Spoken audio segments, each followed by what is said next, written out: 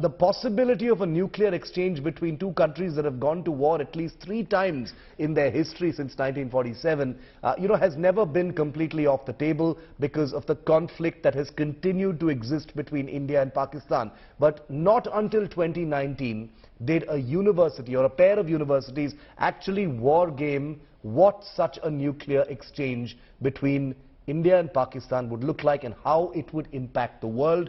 You've already guessed it, it's unthinkable. It would destroy most of the world. But take a look at this report.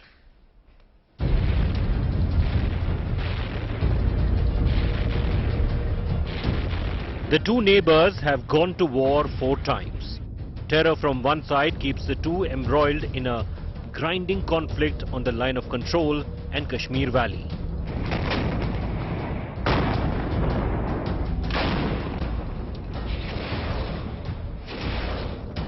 And now we are told that in 2019, after the Balakot airstrikes, India and Pakistan came dangerously close to a nuclear exchange.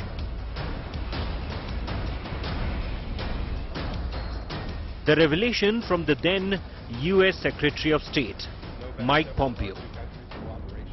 But what would an actual nuclear exchange between the two countries look like? A 2019 report by Rutgers University and the University of Colorado paints a disturbing picture of how an India-Pakistan nuclear war would start and what consequences this would have on the world.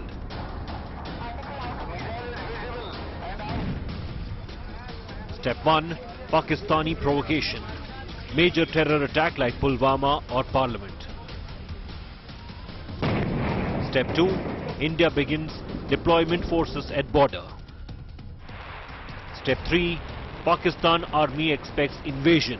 Readies nukes. Step 4.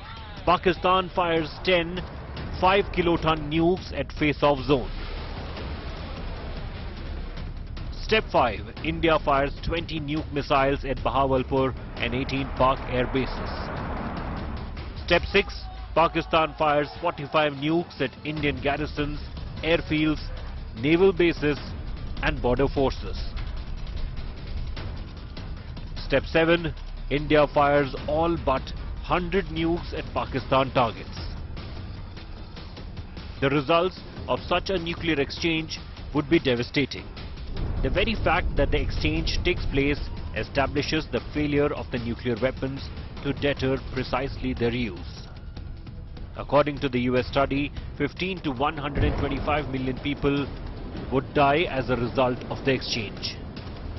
80 billion pounds of thick black smoke from the fallout would billow into Earth's atmosphere, blocking sunlight from reaching the ground.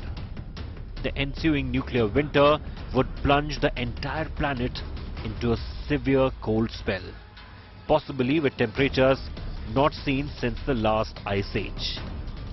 Is this what India and Pakistan came close to in 2019? Bureau Report, India Today. Quick final word from Gaurav, who's still with us. Gaurav, from what Mike Pompeo says, theoretically speaking, another big terrorist attack, another big provocation, God forbid, an attack on Parliament or such, could easily bring us back to this kind of situation, the possibility of a nuclear exchange. So, Shiv, 1998 was when India carried out the nuclear tests once again after 74. And in 1999, there was a limited conflict in Kargil. Yes. There was again, Operation Parakram, as you very rightly pointed out, after the attack, after Lashkar-e-Taiba and Jaish-e-Mohammed attacked the Temple of Indian Democracy, Parliament. They came close to the brink of war, but then pulled back after 10 months.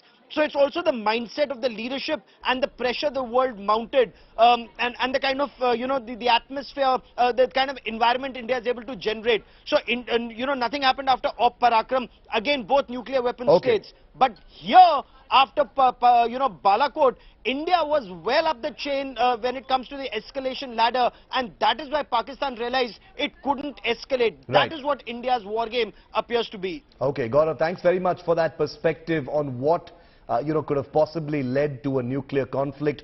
We are told by Mike Pompeo now that the two countries came very close in 2019 after Balakot.